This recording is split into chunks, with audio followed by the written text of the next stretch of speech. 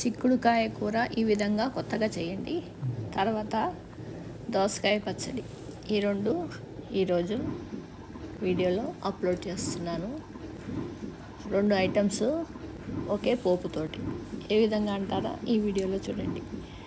ముందుగా నూనె, శనగపప్పు, మినపప్పు, ఆవాలు, జీలకర్ర, మెంతులు, ఇంగువ, పచ్చిమిరపకాయలు పోపులో వేసి వేయించుకుని దాన్ని పక్కన పెట్టుకుని ఇప్పుడు కూరకి పోపు వేసుకోవాలి. నూనె, శనగపప్పు, మినపప్పు, ఆవాలు, జీలకర్ర వేసుకుని ముందుగా మనము పోపు వేసి పెట్టుకుని పచ్చిమిరపకాయలతో వేసుకున్న దాన్ని గ్రైండ్ చేసి ఆ ముద్ద కొంచెం ముందుగా వేయాలి. ఈ ముద్ద వేయటం వల్ల ఈ కూరకి చాలా అద్భుతమైన రుచి వస్తుంది.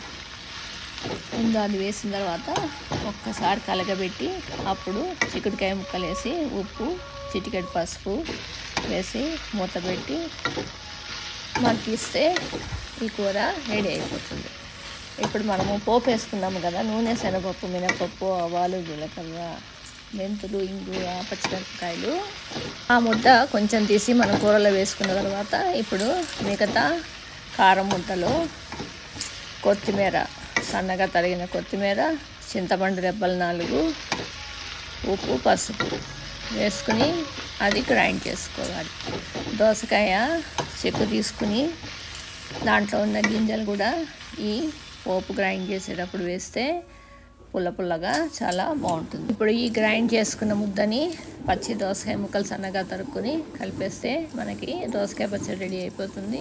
వేయించిన పచ్చిమిరపకాయలతోటి దోసకాయ పచ్చడి చాలా కమ్మగా బాగుంటుంది. ఆ విధంగా ఒక పోపు కారంతో 2 ఐటమ్స్ రెడీ.